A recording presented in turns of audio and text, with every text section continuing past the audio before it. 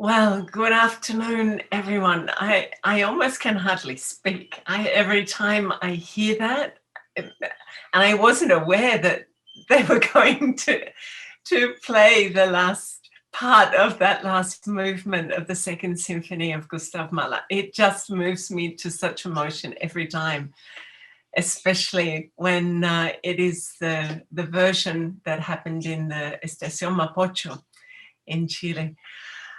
Wow, thank you all so much for joining us at this almost closing of the Mahler universe. And we have such a special guest with us tonight, Marina Mahler. It's just a huge honor. I'm still really moved. It's a huge honor to have you with us this evening. We were together earlier in the afternoon in the Mahler Spotlight, which was on your platform that we transversed the universe to come over to the Northern Hemisphere.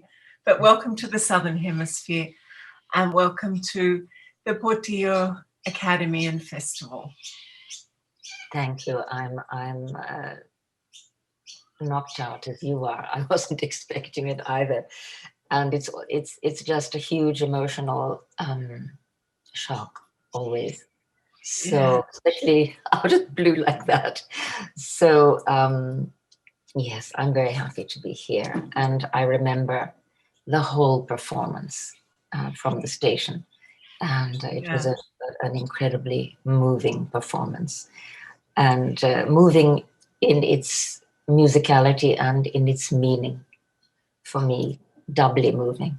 So I'm completely overwhelmed at the moment, you know. Yeah, both of us sitting here like that. I'm going to give you a moment to recover while I endeavor to just give people a bit of an overview of from your biodata, so that those who are watching who know, well, they know that you're the granddaughter of the great composer Gustav Mahler, but maybe they don't know so much more than that. So I'm just going to fill that in a little bit, and then we're going to hear from you about what moves you in the world to really participate so fully in the way that you do in life. It's a wonder.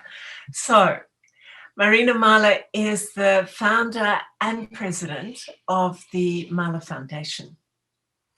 She's the granddaughter of the composer Gustav Mahler and Alma Mahler, and the daughter of sculptor Anna Mahler and conductor Anatole Fistulari. In 2004, she founded with Ernest Fleischmann and the Bamberger Symphonica the Mahler competition for conducting. Now, the first prize winner of the inaugural competition was Gustavo Dudamel, who has now become, the superstar of the universe, of the Simón Bolívar Orchestra and El Sistema in Venezuela, which led to his career that's gone from strength to strength on the international concert stage. Subsequent winners have reflected the prestige of this competition. The wonderful Lav Shani won the 2013 First Prize Award, and the winner of the 2016 competition was rising star Kachun Wong from Singapore. And this year, July 2020, in spite of the threat from COVID-19 and without a public, with the wonderful Bamberger Sinfonica Orchestra and jury mostly present with 3 members on Zoom, the young Finnegan Downey Deer won the unanimous and Happy Ascent the first prize. Yes. In the 1980s, Marina Mahler was the spearhead of an open letter to Presidents Bush and Mitterrand and Prime Minister Margaret Thatcher in the Independent newspaper, along with Bernie Henry Levi, Gilles Herzog against the Khmer Rouge in Cambodia, sitting in the UN and signed by over 50 politicians and people in the arts and music. So this led to an invitation to be part of the literary comité de rédaction of the magazine La Règle du Jeu, I don't know if I pronounce everything. I'm so Australian in that. Thank you. Founded by Guy Scarpetta and Bernard Henry Levy. Also in the 1980s, Marina Mahler initiated the idea with Claudio Abbado and Peter Diamond and worked for 2 years on what was later known as Mahler Vienna and the 20th Century, a festival at Barbican in London with the London Symphony Orchestra. So it goes on so much to talk about your scope of arts residencies, your work, that you make such a stand in the world for what you believe in, and using your connections, the power of the arts, your heart, to speak out in a way that makes people listen when there are injustices, when things need to be taken by the shoulders and shaken. And you do that with such elegance and eloquence. And so, I know that both Angelica and Ali, who have spent more time with you than I have, but they always come after events and we talk, and they'll say, oh, you have to know Marina, you will love her. And I do. So Marina Mahler, with all of a life that it has been of this intersection of service and beauty in its biggest sense, in its most transcendental cosmic sense, it is just an honor to have you with us, because what you lead and the trajectory that you've carried forward from, I understand, from your grandfather, Gustav Mahler, and I suspect your mother as well and grandmother, is exactly that. And that's where I think we follow behind you in this willingness to stand for things and be of service. So thank you for that, and thank you for being with us. Well, I'm very grateful to be here. That's quite an introduction. Everything begins with childhood. And I think for everyone, and I know definitely for me, I grew up with a mother who was an artist. And so in a way, I grew up next to her. And that means, besides a lot of love, a lot of observing the joys and the suffering of an artist. And I know that for her, I saw the struggle. I saw what it's like to be an artist. People used to come to the house to talk about Gustav Mahler and not even often ask to look at her studio and her work. Mm-hmm. And I saw all her disappointments.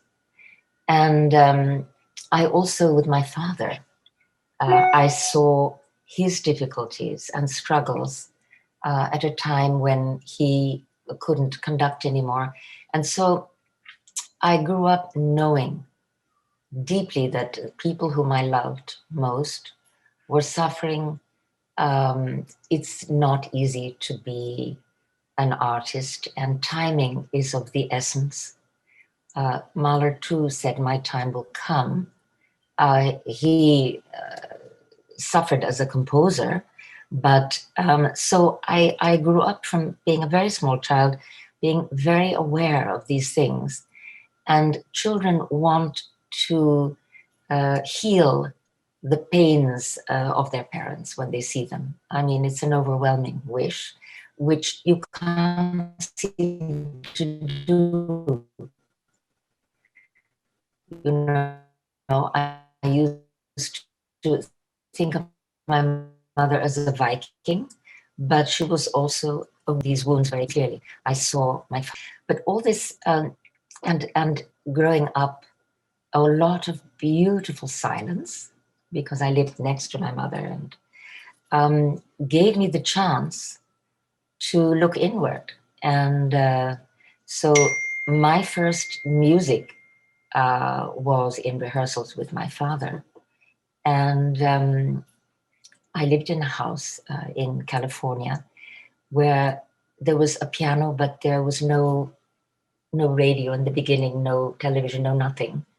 There were just secondhand books. So I delved in these. And it was lucky because I was able to form my own life inside. I didn't have the weight of being the granddaughter of Gustav Mahler, because maybe it would have been a weight had I grown up in Vienna, but not in the hills, Yeah.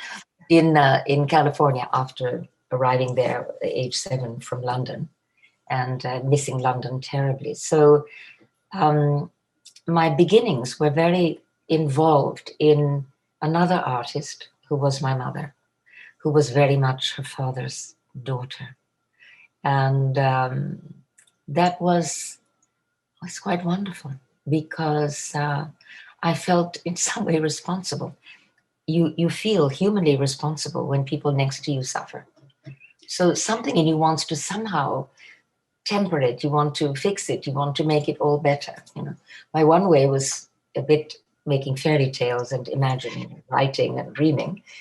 And the other way later, when I began to be aware that it might be possible, was to reach out to other people. And then slowly these desires grew in me, and they grew to such an extent that it was a little bit like a waterfall, but the other way, waterfall exploding upwards. Something had to be done.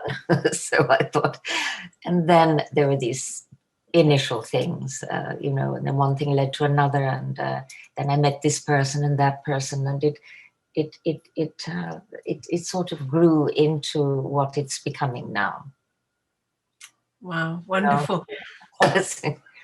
I love this idea. I mean, it's not that I love it, but I'd never thought about it before. But of course, it's 100% true that children do they feel somehow responsible and want to fix the pain of their parents. Yes, definitely. And what we know from, early childhood studies now is that up until the age of 7, children are just absorbing. They're learning at such high genius levels in the fact that they absorb everything around them and they make meaning from it. So it is a big responsibility to be a tiny only child of that lineage of 2 artist parents, of 2 art. It's an extraordinary. And you yourself didn't follow a career in art.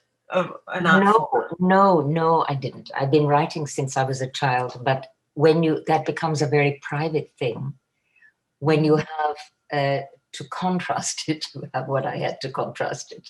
So it's only now in my later years coming into a kind of fruition, but it's taken a long time because as I lead a double life, I felt that part of my life, I felt I could do so much in my parallel life. Now, after a world of living, my life, I'm beginning to feel that perhaps I can also do something in that other life, which is mine. But that's the private side, and I'm hoping I'm working on it now. But it doesn't matter. It doesn't matter because what's important is that whichever side of oneself that one feels that one maybe can give something to make a difference. One wants to make a difference. Indeed. And so, Marina, that brings us to your projects, and you can probably hear the Australian bird life in the background. How lovely. That's it. Very nice. What kind of a bird? They're very insistent. That one is a cockatoo. They're the big white with the yellow. Yeah. And they're very insistent to be present.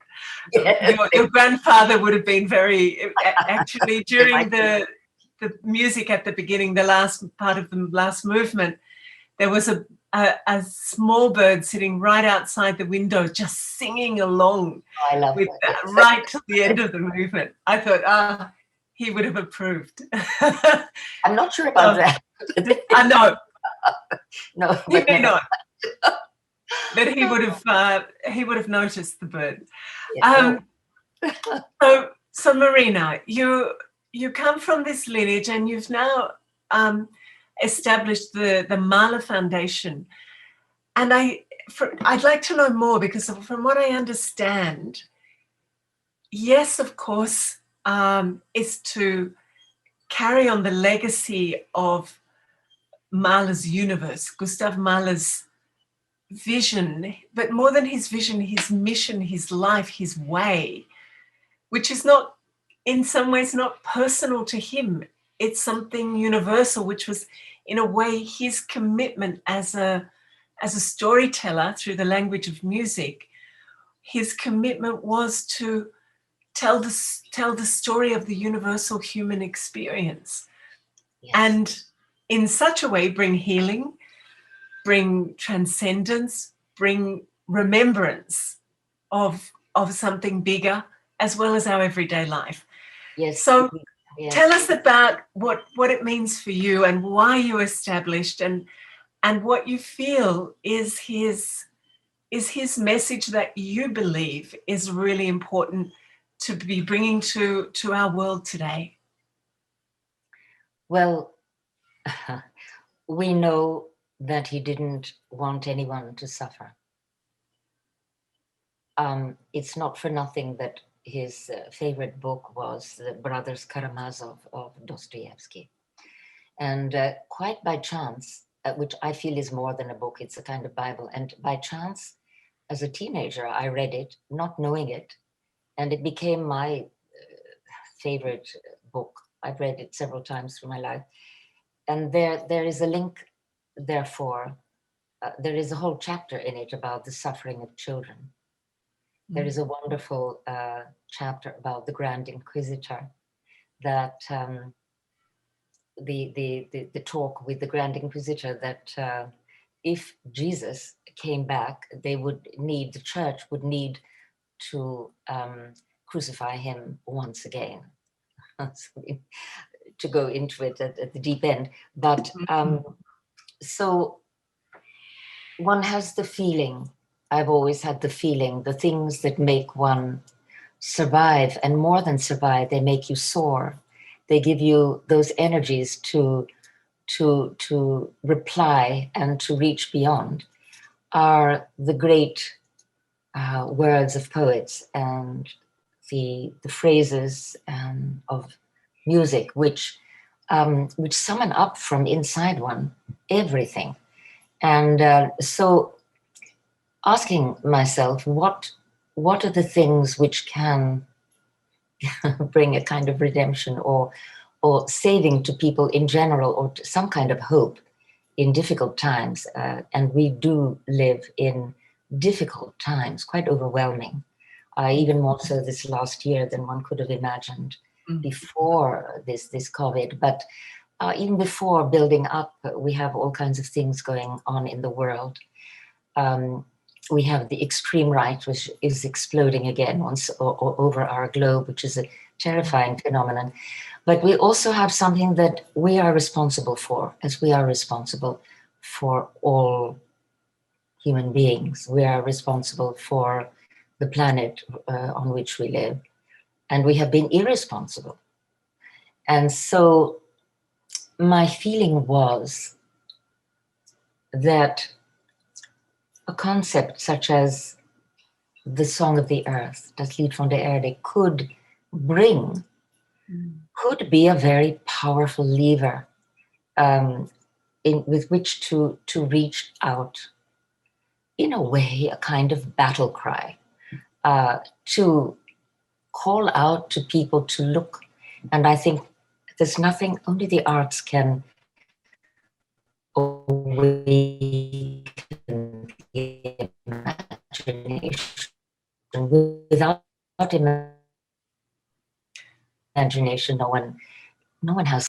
So what could be more important at all, beyond what usually, I think it's important to consider Mahler in that sense that one goes, pleasure is a wonderful word and it's a joy, but it refers to many things. Joy is another kind of word, and it can wake up certain feelings in you, just as suffering can. So when you go to a concert, let's say to hear the Resurrection Symphony, the ending of which we just heard, and were moved so that one wouldn't have been able to speak immediately afterwards. It is, there's a reason, and it has a purpose to wake one to become a part of humanity, which can move people and do something good while we're here on this strange and wonderful earth. And that should be possible. And I really, it would be my deepest wish to be able to reach out beyond the normal concert audience to all people, to all peoples, in a way, because people are needing healing and hope, and people need to be moved. It's the most wonderful thing, you know. When Goethe says that awe is the most important of human emotions, it is so, because it is that moves one to other things. And I think also it's very important with children, because I mean, I've been trying to summon up the quotation of Rilke, something like, never believe that childhood is more than the beginning of fate, is more than the impetus for one's fate. Childhood forms one. And I mean, the Catholic Church says, give me a child before the age of 7 and we'll have him for life, him or her for life. Childhood, not to mention Montessori, who really understood the learning process with children. But it's so reaching out to children, reaching out to young people, reaching out in general is a necessity. And in relation to the planet, it seems we have 10 years. So I think we're in a hurry. And I think that we have the power with music and all the arts to do that. And it has to, we have to work together with this. We have to reach out and work together. And it's something I find also very beautiful. And it brings us all together. It's so true. I'll come back to a little bit more specificity about the Song of the Earth, because I know that there's quite a vision and a plan and a program of inclusion and global collaboration and co-creation. So, but when you were speaking in all of that, and I was transported back to the Estación Mapocho in Chile, when the first year when it was the first year of the concert for siblinghood, which was Beethoven's Ninth, and then the second year, which was amazing, because the vision of Alejandra was that this divisiveness of, you know, this is our country and not your country, and why have we got all these immigrants? And but you know, it doesn't make any sense. No, it's terrible. In music, there are no, it's going backwards. It's going backwards. Yeah. And so that initiated the concert. And then my experience in both years, but I think even especially in the second year, which was right on the heels of the social uprising that had 2 million people, you know, often in the streets protesting for justice, human rights, and people, grandmothers and grandfathers and children, risking on the streets with tear gas and rubber bullets. It was an intense time. There were barricades in the street. There were still tear gas around when people flocked to the Mahler Symphony for the second concert. And they had to many people traveling by public transport, because it was a citizen concert. It wasn't, you know, your concert for the elite. No. And there were people there who'd never been to a symphony before. They'd never listened to a symphony. And one of the things, when you talk about it awakens, and this whole idea of awe, one of the things that the coordinator of the Centro Cultural, the cultural center, said afterwards, they were absolutely astonished, because after it was over, people left with such dignity, such grace, and people were helping the elderly. They were letting others go before them. I saw they were also hugging each other and crying. I mean, Yeah. It was terribly moving. I watched it from beginning to end, and also I was thrilled to be able to be there in a way, because Francisco texted me. We're always in touch. I am here. This is about to happen. Will you make a video? And so I made a way home on my iPhone a video. I did it. I was in London at the time. It was very, very moving for me. And I had the feeling this exactly my grandfather would have wanted to be there. That his music was there would have made him proud, as I was proud to participate, but it would have made him proud because of exactly the setting. And it couldn't have been a more beautiful background to this piece of music. It is that what it's for. That is what it's for, and this is what it can do. And it can. I was very, very moved, and I find that Alejandra was immensely courageous to do this. And you know, this is what one thinks of. I mean, I'm thinking Mahler Beyond. This is a great example of this, what we are dreaming, that this could happen over the world, wherever there is strife and pain and upset and injustice and extremism and sadness and illness and whatever, because it's a balm. It gives something, and that is the greatness of it, you know. Absolutely. This was a wonderful concert. I mean, wonderful series. You know. And Marina, one more thing which I think will circle us back to the Song of the Earth is that one of the other things that the people from the cultural center at the station said, they had never experienced a gathering of 5,000 people that left the place without a single piece of paper to pick up. There was, and my experience of being there and my interpretation of it was that the whole experience took us into this awe at a collective level, everybody in the same sort of sound waves, the same vibration, of such awe and beauty that it's not possible in those moments to be someone who litters, who disregards the environment, even at that very sort of basic level of not throwing things down. It's like you become one with everything.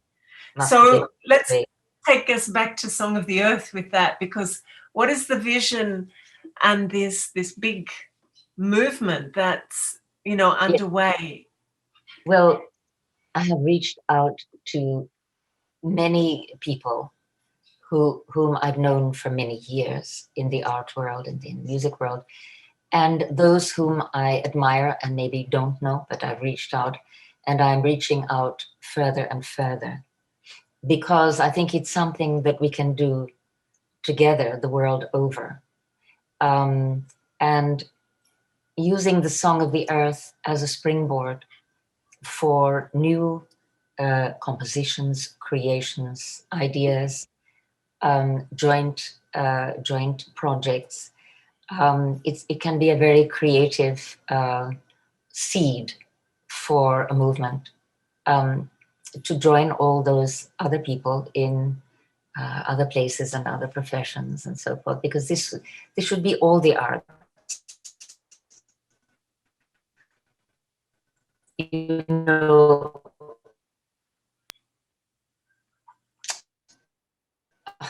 Marina, we're losing you. 2010, I founded something in, I inherited it and lived there. Hello? Yeah. Oh, it says it's unstable.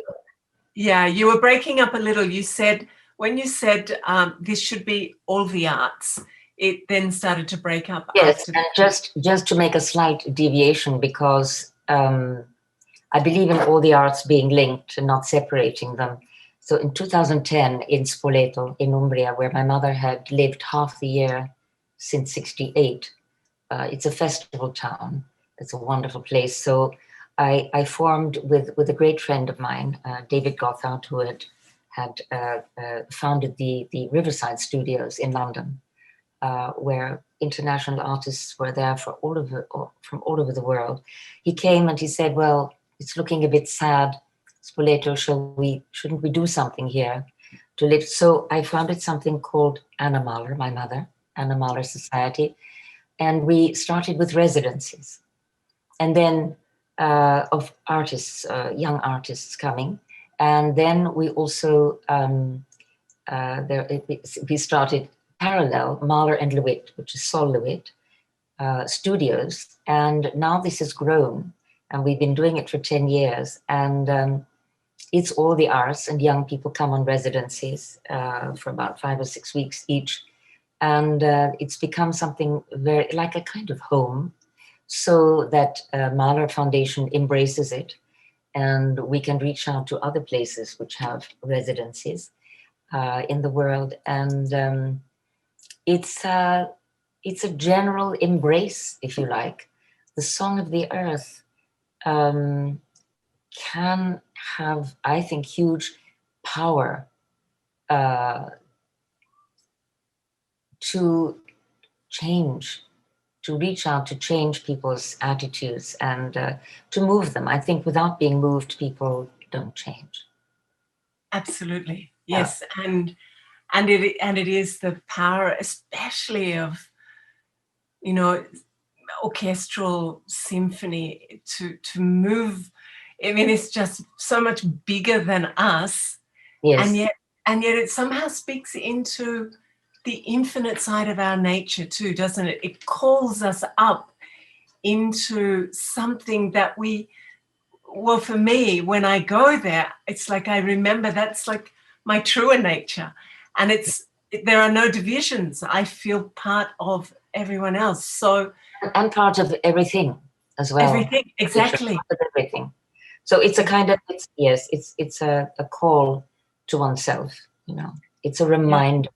It's a deep reminder, and therefore, and then it makes people aware, and being aware. Then, if they are moved, then perhaps, what can I do with this? How can I help? And I think it's wonderful just to participate together with people, and also it's an ongoing thing. Once we start it, it's not a project which will have a finite limit of projects. It should really just go on and on. Over these next 10 years, it should blossom, it should grow. There should be, I think, of, you know, the explosion of sound. I mean, I would like to see new Mahlers, new people to use things that can move people and be larger than life, gigantic, elemental. Wow. Looking for those artists who can touch the elemental. That's what we need, you know. Yeah, wonderful. I was reminded of there's a movement. In fact, a young Australian guy, but he doesn't identify as Australian. He says we have to dissolve the borders. We're global citizens, and if we don't move to that, then, you know, we're lost, really. And he started something called Global Citizens, and working with some of the leading, most popular bands of today, and they had huge concerts, and people couldn't buy.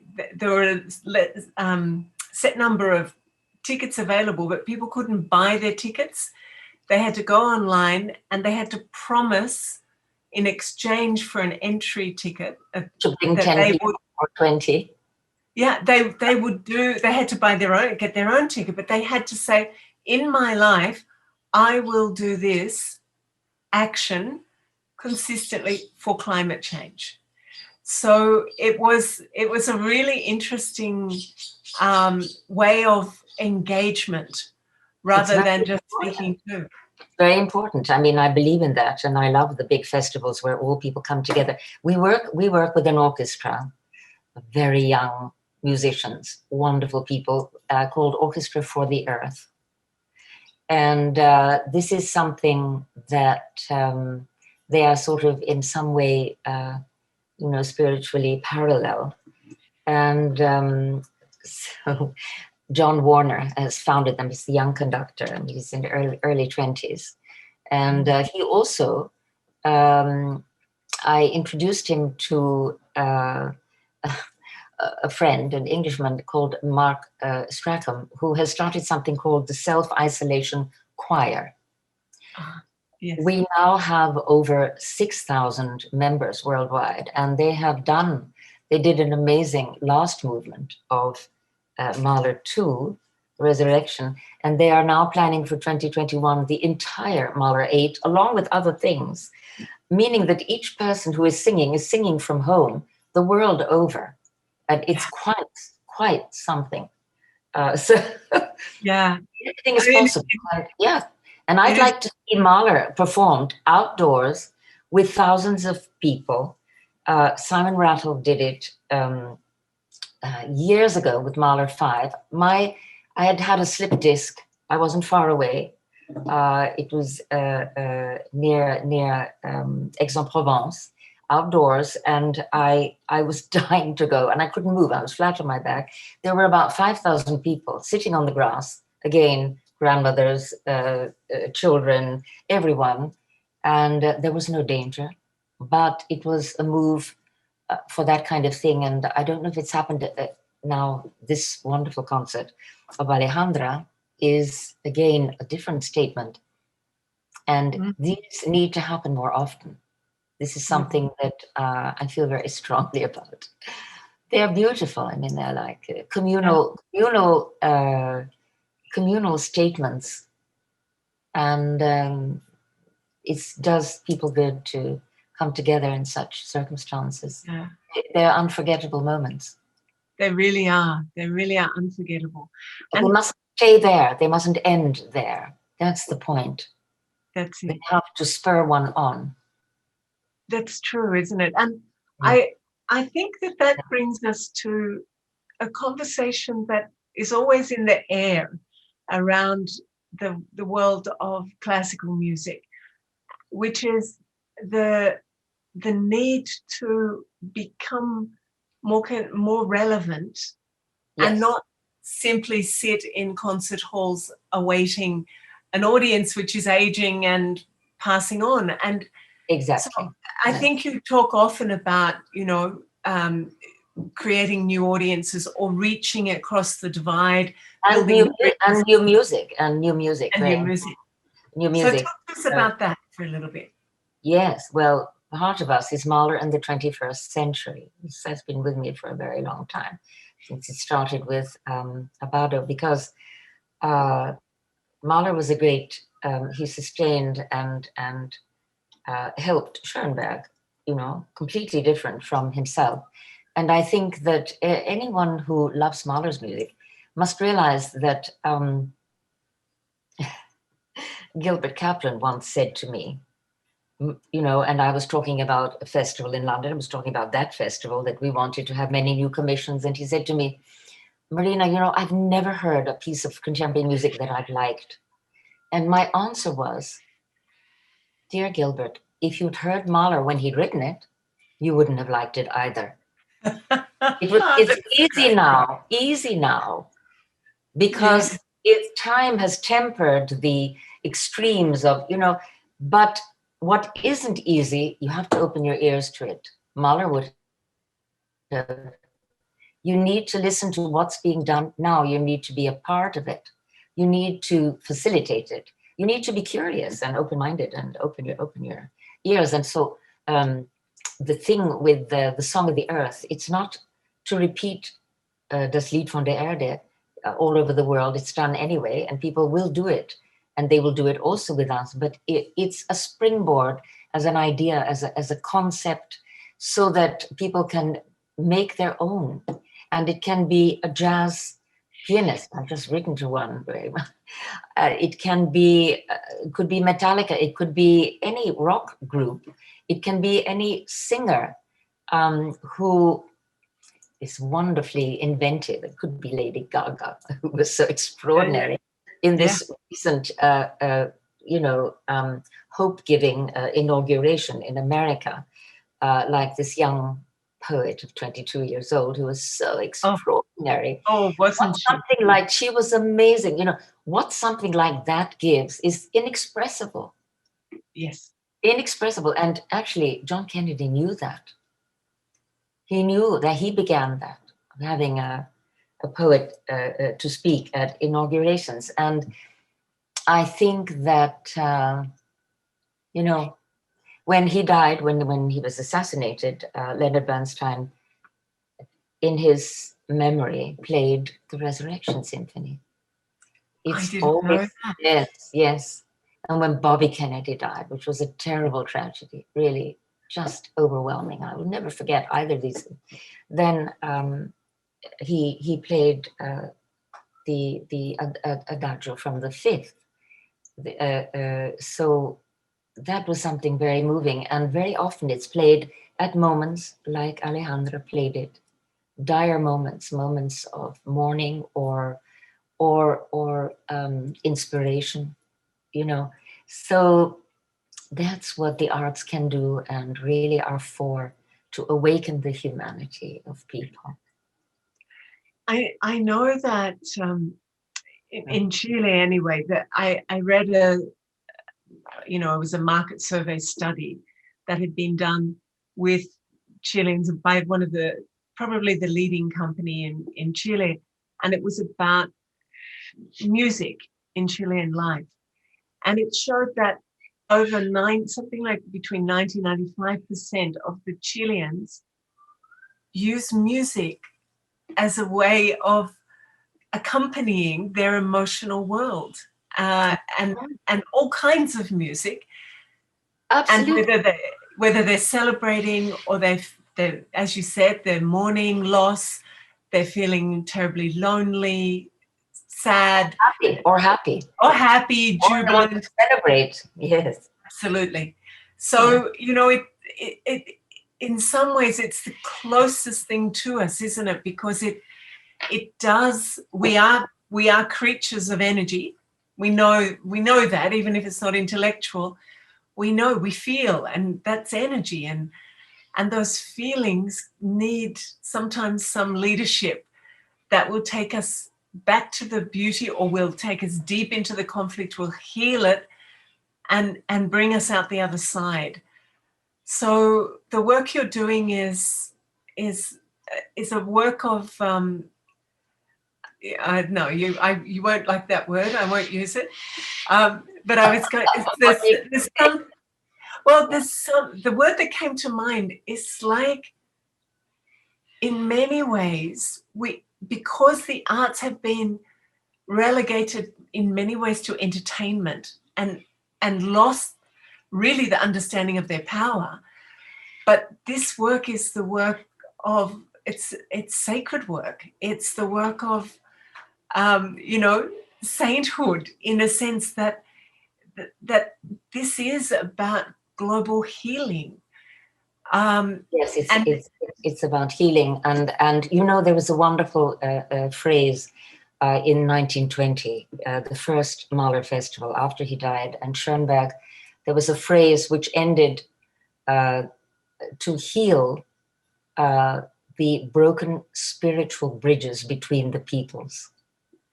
And there's a whole phrase which is something that stuck in my heart for a long, long time.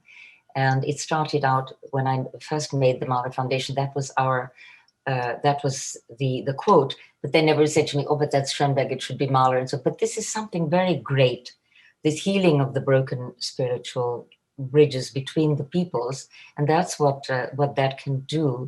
It's what you say.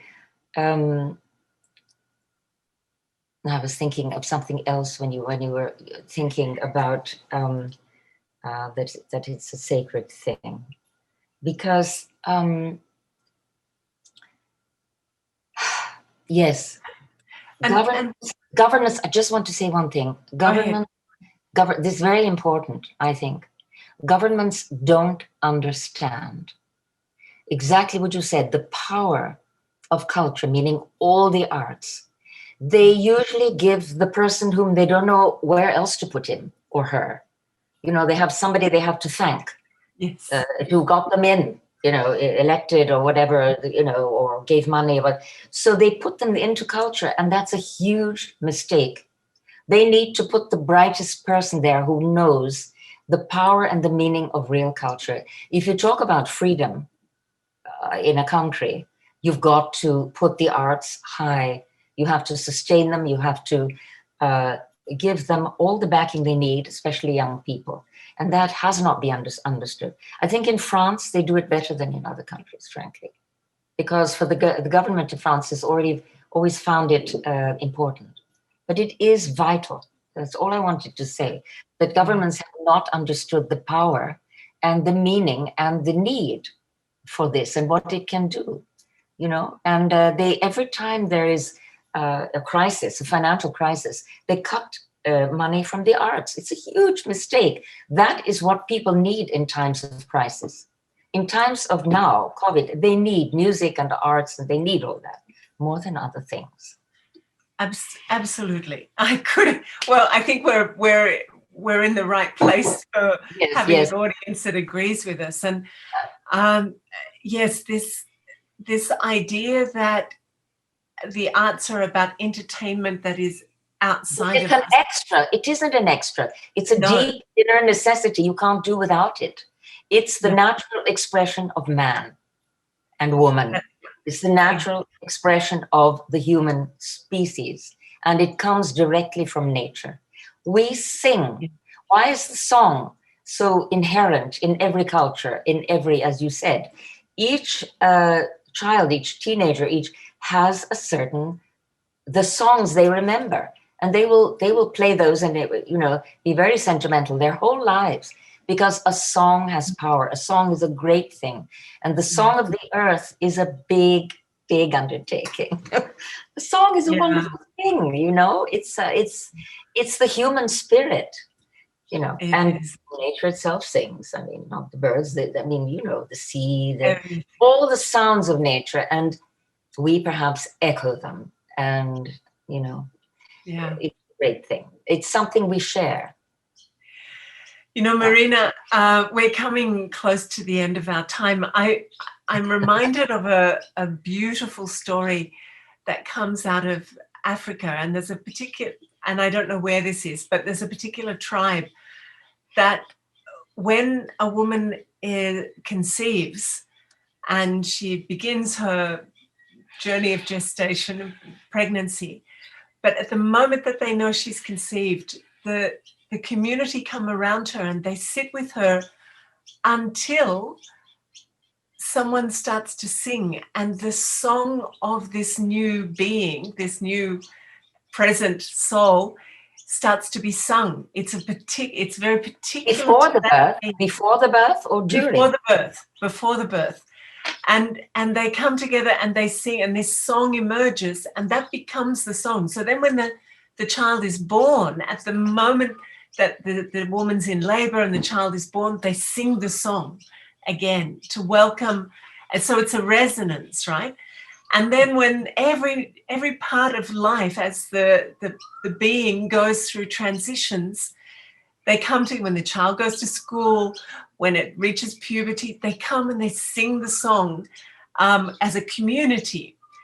And the thing that inspires me the most of this is that if that human being goes off track in terms of committing a crime or some error, they all come together, they put them in the center of the circle, and they don't castigate them, they sing the song again to remind them who they really are, because they've forgotten. It's a kind of sacred ritual. I mean, every nation, every tribe, the chanting.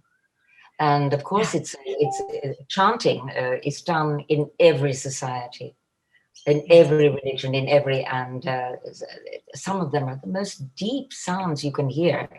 And I think that the chant and dance, it stemmed from awe. Again, it's a manifestation of the awe of nature, and nature is also the nature of the human being. So it's singing and chanting this amazing thing that called life. It's a miracle, and it deserves more respect.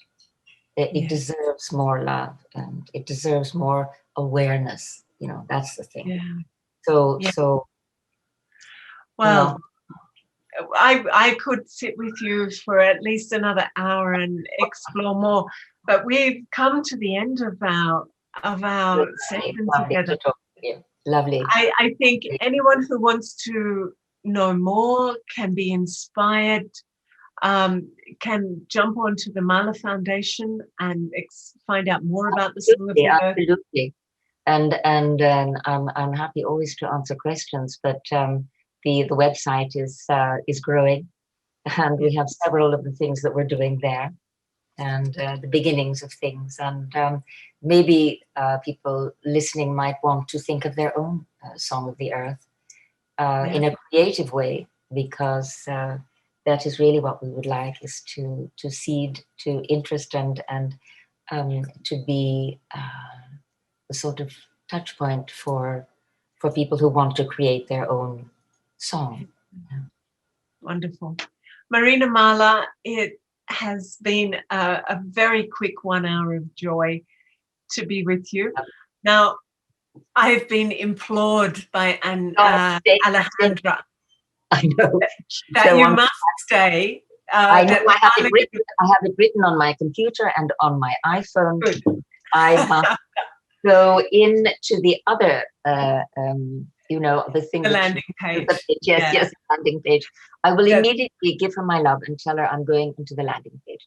Right. I love you and Angelica and the whole festival. I have to say before leaving you, I think we saw it today. It looks absolutely as it should be, just an inspiration and quite wonderful. But I knew that after a wonderful concert that Alejandra created with so much love over 6 months of practice. I mean, what is more moving than that?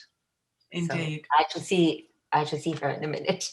Okay, so I'll leave you there. Thank you so much. Yes. And thank you everyone for being with us. Please go and do what you need to do and come back in a couple of minutes, because it is a really, really special concert this evening that has been prepared as part of our Mahler Universe Day in the festival. My goodness. Okay, everyone. Thank you, Marina. Bye-bye. Bye. Bye-bye. Bye. Bye. Bye.